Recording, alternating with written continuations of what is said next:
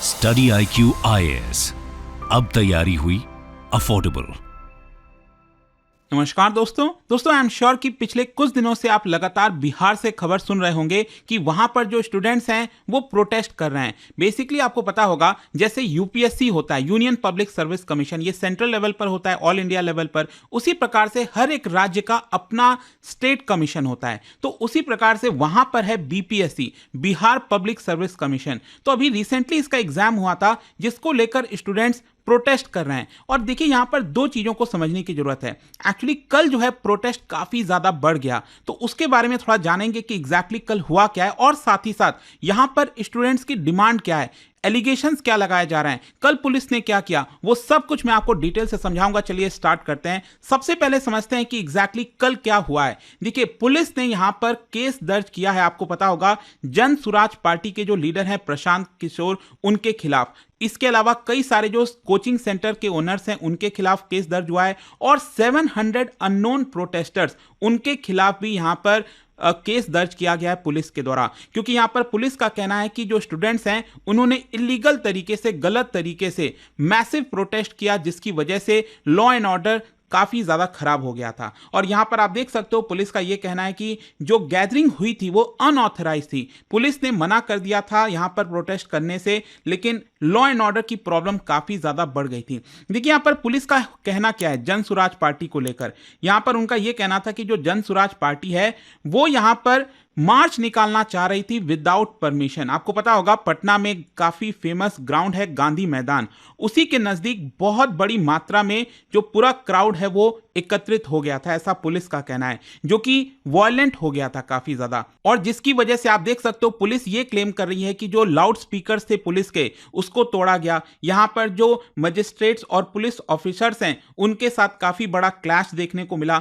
Despite administration का यह कहना है कि हमने बार बार स्टूडेंट्स को रिक्वेस्ट किया था कि आप यहां पर एकत्रित मत होइए, इकट्ठा मत होइए, उसके बावजूद भी स्टूडेंट्स नहीं माने। और इसी की वजह से पुलिस का कहना है कि हमें यहां पर लाठी चार्ज करना पड़ा और वाटर कैनन्स का भी इस्तेमाल करना पड़ा। आप देख सकते हो, कल देर शाम की ये खबर आ रही है, ये जो पूरी तस्वीर आप देख रहे हो, पुलिस यहां पर बड़ी मात्रा में वाटर कैनन, लाठी चार्ज का इस्तेमाल कर रही है स्टूडेंट्स के ऊपर। साथ ही साथ आप देख सकते हैं यहां पर यह बोला गया है स्टूडेंट्स के द्वारा कि जो अभी रिसेंटली प्रीलिम्स का एग्जाम हुआ है बीपीएससी में, हम चाहते हैं कि उसको दोबारा कराया जाए। इसके बारे में मैं आपको और आगे बताऊंगा, लेकिन आप देख सकते हैं बोला यह जा रहा है कि जो स्टूडेंट्स हैं वो गांधी मैदान पर एकत्रित हुए थे, और वहां से वो बेसिकली जेपी गोलंबर वहां पर जा रहे थे। और उनका जो मेन मकसद था वो यही था कि जो चीफ मिनिस्टर है नीतीश कुमार, उनके घर तक पहुंचे और उनसे डायरेक्टली बातचीत करें। वो चाहते थे कि इन चीफ मिनिस्टर से डायरेक्टली इस इश्यू को लेकर बातचीत की जाए। लेकिन क्वेश्चन ये है कि आखिरकार प्रशांत किशोर इस पूरे प्रोटेस्ट में कर क्या रहे हैं।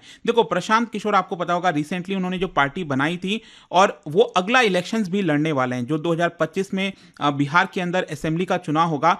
उन्होंने यहां पर पूरा सपोर्ट किया है। आप देख सकते हो कि वो स्टूडेंट्स के बीच में गए हैं और उन्होंने पूरा सपोर्ट किया है स्टूडेंट्स को, और यहां पर कहा है कि जो भी आपकी मांग है उसको लेकर हम सरकार से निवेदन करेंगे। और साथ ही साथ ये भी बोला कि हम चीफ सेक्रेटरी से पहले मिलेंगे। लेकिन एक्चुअली हुआ क्या कि जो स्टूडेंट्स हैं वो मांग कर रहे थे कि नहीं, हम चीफ सेक्रेटरी से नहीं मिलना चाहते, हम सिर्फ और सिर्फ चीफ मिनिस्टर से मिलना चाहते हैं, नीतीश कुमार जी से मिलना चाहते हैं, जो कि पुलिस जो है उस चीज को डिनाई कर रही थी। इनफैक्ट इसके अलावा भी अगर आप देखोगे तो प्रशांत किशोर ने यहां पर छात्र संसद के लिए भी आह्वान किया था कि गांधी मैदान पर छात्र संसद जो है वो बैठाना चाहते हैं, लेकिन इसका परमिशन पुलिस एडमिनिस्ट्रेशन के द्वारा नहीं दिया गया। तो अब क्वेश्चन यह है कि ये जो पूरा प्रोटेस्ट हुआ, कल इतनी ज्यादा हिंसा देखने को मिली, जिसमें कुछ लोग घायल भी हो, ऐसा बताया जा रहा है। क्वेश्चन यह है आखिरकार कि बीपीएससी के जो स्टूडेंट्स हैं, बिहार पब्लिक सर्विस कमीशन के, वो आखिरकार प्रोटेस्ट क्यों कर रहे हैं। देखो, यहां पर जैसा कि आपको पता है, हर साल यूपीएससी का एग्जाम होता है। अब अगला जो यूपीएससी का एग्जाम है वो मई के एंड में आएगा। तो उसी प्रकार से बिहार के अंदर वहां की जो सर्विस कमीशन है, उनका 70th combined preliminary exam conduct हुआ था अभी 13 दिसंबर को, और उसी को लेकर यहां पर जो स्टूडेंट्स हैं वो प्रोटेस्ट कर रहे हैं। आपको पता है, जैसे यूपीएससी में भी प्रीलिम्स, मेंस, इंटरव्यू होता है, सेम उसी प्रकार से यहां पर पहले प्रीलिम्स का एग्जाम हुआ, फिर इसके बाद यहां पर मेंस का एग्जाम होगा, और फिर इंटरव्यू होगा, और यहां पर जो एसडीएम की पोस्ट है, बाकी जितनी पोस्ट है उसमें भर्ती की जाएगी। तो स्टूडेंट्स ने बेसिकली एलिगेशंस ये लगाया है कि ये जो एग्जाम हुआ था उसमें बहुत ज्यादा इरेगुलरिटीज थी, बहुत ज्यादा गड़बड़ी गड़बड़ियां थी वो भी मैं आपको बताऊंगा। इसके अलावा उनका यह भी कहना है कि जो क्वेश्चन पेपर बनाया गया था उसका क्वालिटी काफी ज्यादा खराब था। इनफैक्ट जो स्टूडेंट्स हैं वो ये तक कह रहे हैं कि जो कोचिंग इंस्टीट्यूट्स के द्वारा मॉडल पेपर्स दिए जाते हैं ना, काफी हद तक जो रियल एग्जाम में क्वेश्चंस आए थे उससे सिमिलैरिटीज खाते हैं। सो इसी की वजह से यहां पर स्टूडेंट्स का यही मांग है कि हम चाहते हैं कि जो एग्जाम हुआ था 13 तारीख को उसको पूरी तरह से कैंसिल कर रिकंडक्ट किया जाए। जो प्रीलिम्स का एग्जाम है वो वापस से कराया जाए, और जो स्टूडेंट्स की मांग है उसको सपोर्ट किया जा रहा है अपोजिशन पार्टीज के द्वारा, जैसे आरजेडी हो गई, कांग्रेस हो गई, लेफ्ट पार्टी हो गई सीपीआई, इसके अलावा जन सुराज।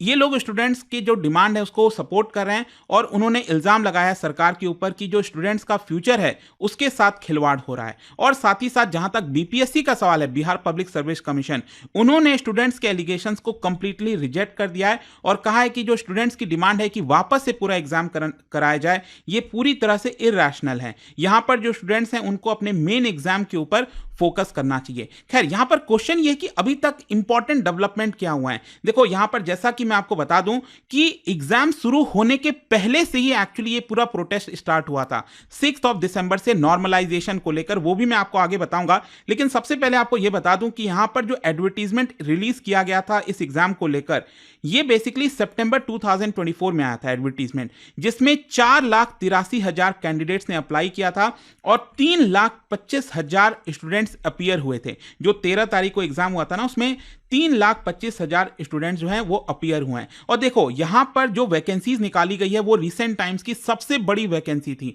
एक स्टेट एग्जाम में 2,000 पोजीशंस की वैकेंसी काफी कम आती है, लेकिन ये आप देख सकते हो 2,000 से ज्यादा की पोजीशंस की वैकेंसी आई, जिसमें 200 एसडीएम की सीट थी, इसके अलावा 136 डीएसपी के लिए, और बाकी के गेजेटेड ऑफिसर्स का पोस्ट यहां पर इस पोजीशंस पर आपको देखने को मिलेगा।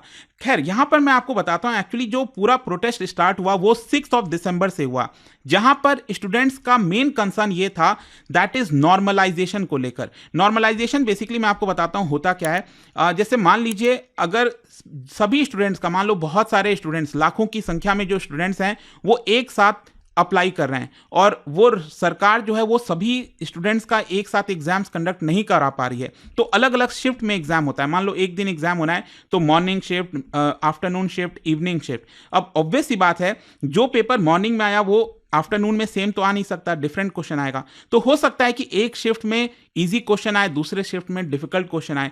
तो नॉर्मलाइजेशन प्रोसेस में क्या होता है कि जो इजी वाला पेपर है उसमें जो स्टूडेंट्स के मार्क्स हैं वो कम कर दिए जाते हैं, और जो डिफिकल्ट वाला पेपर था जिस शिफ्ट में, उसमें स्टूडेंट्स के मार्क्स को थोड़ा बढ़ा दिया जाता है। तो ये नॉर्मलाइजेशन प्रोसेस था। तो स्टूडेंट्स पहले ये कंसर्न रेज कर रहे थे कि देखिए सरकार यहां पर नॉर्मलाइजेशन वाला ला रही है, मतलब अलग अलग शिफ्ट में एग्जाम कंडक्ट करा रही है। तो स्टूडेंट्स का कहना था कि इसको एक ही शिफ्ट में होना चाहिए, और बीपीएससी ने एक्चुअली वही किया।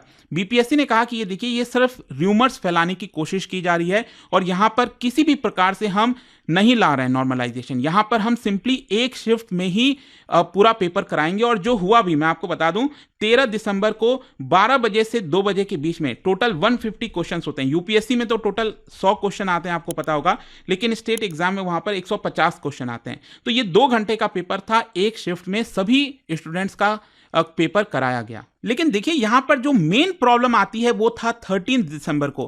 13 दिसंबर को जो यहां पर पेपर कंडक्ट कराया गया था प्रीलिम्स का, उसमें सबसे बड़ा इल्जाम लगाया जा रहा है कि बिहार में एक सबसे बड़ा सेंटर है जिसका नाम है बापू परीक्षा परिसर, बापू एग्जामिनेशन कॉम्प्लेक्स, जहां पर बताया गया कि क्वेश्चन पेपर मिलने में डिले हुआ। और इसी को देखते हुए, और इनफैक्ट आप देख सकते हो वहां पर 12,000 कैंडिडेट्स एग्जाम्स दिए थे, और ये बात एक्चुअली बीपीएससी ने भी मानी। बीपीएससी ने मानी कि हाँ हमसे गलती हुई है यहां पर, और इसी को देखते हुए बीपीएससी ने यह कहा कि 12,000 जो कैंडिडेट्स थे जिनका यहां पर एग्जाम हुआ था इस सेंटर पर, सिर्फ उनके लिए री एग्जाम कंडक्ट कराया जाएगा। आई होप आप समझ पा रहे होंगे कि यहां पर स्टूडेंट्स ने जो मांग की थी वो एक्चुअली बीपीएससी मान रही है और कह रही है कि हाँ यहां पर गलत हुआ था, और हम 4 जनवरी को सिर्फ इन स्टूडेंट्स के लिए जो एग्जाम है वो रिकंडक्ट कराएंगे, ना कि सभी स्टूडेंट्स के लिए। और यहां पर एक इंटरेस्टिंग चीज मैं आपको यह भी बताता हूं कि ये जो एक्चुअली कॉम्प्लेक्स है, ये जो एग्जाम सेंटर है, ये बिहार सरकार का कहना है कि सबसे बड़ा एग्जाम सेंटर है। एक साथ 20,000 कैंडिडेट्स यहां पर एग्जाम दे सकते हैं और 2023 में इसको बिल्ड किया गया था। लेकिन प्रॉब्लम क्या हुआ, एक्चुअली यहां पर बीपीएससी का ये कहना है कि ये डायरेक्टली हमारे अंडर में नहीं आता, ये आता है बिहार स्कूल एग्जामिनेशन बोर्ड के अंडर में। तो कहीं ना कहीं जो बीपीएससी और बीएसईबी के बीच में कोऑर्डिनेशन होना चाहिए था वो सही नहीं हो पाया, जिसकी वजह से इस सेंटर के ऊपर इरेगुलरिटी देखने को मिली। तो ये एक बड़ी प्रॉब्लम हुई है। तो एक्चुअली हो क्या रहा है कि स्टूडेंट्स मांग कर रहे हैं कि सभी का एग्जाम वापस से कराया जाए। जितने भी 3-4 लाख स्टूडेंट्स ने फॉर्म भरा था उन सभी का एग्जाम एक साथ कराया जाए। लेकिन बीपीएससी क्या कर रही है, सिर्फ इसी एग्जाम सेंटर पर वापस से री एग्जाम कंडक्ट करा रही है। और यहां पर स्टूडेंट्स का यह भी कहना है कि देखिए प्रॉब्लम सिर्फ वहां का नहीं है, problem actually question paper distribution का जो डिले है वो अलग अलग सेंटर पर भी देखने को मिला।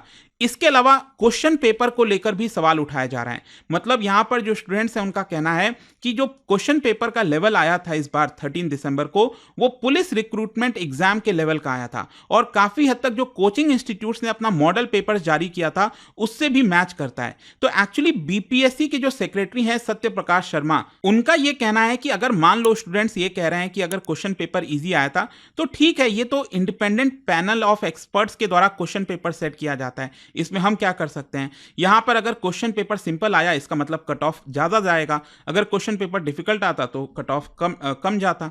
और इनफैक्ट बीपीएससी ने एक्नॉलेज भी किया कि हाँ, यहां पर कुछ हद तक हो सकता है कि जो कोचिंग इंस्टीट्यूट के मॉडल पेपर्स थे उसमें सिमिलैरिटीज हो सकती है, लेकिन ऐसा नहीं है कि उसकी वजह से कोई बच्चा जो है पूरा का पूरा पेपर क्रैक कर देगा। तो ये समय चल रहा है। आई होप कि इस वीडियो के माध्यम से जो पूरा मामला था वो आपको समझ में आ गया होगा।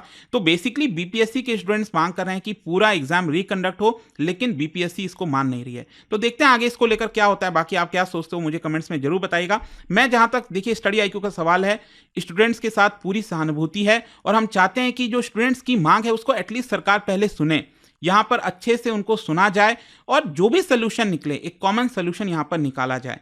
तो देखते हैं आगे इसको लेकर क्या होगा। लेकिन जाने से पहले आप सभी के लिए एक इंटरेस्टिंग क्वेश्चन हमेशा की तरह, क्या बता सकते हो जीरो गिनी इंडेक्स इसका मतलब क्या होता है? ये 4 ऑप्शन है। अगर गिनी इंडेक्स का वैल्यू 0 है तो उसका मतलब क्या हुआ? इसका राइट आंसर आप सबको पता है, मेरे इंस्टाग्राम पर तो मिलेगा ही, वहां पर अगर आप नहीं हो कोई बात नहीं, टेलीग्राम से ले सकते हैं इसका सही उत्तर। मैं कई सारे जो MCQs हैं वो यहाँ पर स्टोरीज में डालता रहता हूँ। अगर आपको PDF चाहिए तो टेलीग्राम पर आइए, अलग अलग सोशल मीडिया पर आप जुड़ पाओगे। और जैसा मैंने आपको बताया, अगर आप UPSC की तैयारी कर रहे हैं, कोई भी बैच चाहते हैं, you can simply use this code Ankit live to get maximum discount. And I hope कि वीडियो आपको पसंद आया होगा। मिलता हूं आपसे next time. Till then thank you very much, see you soon. Study IQ IAS, अब तैयारी हुई अफोर्डेबल।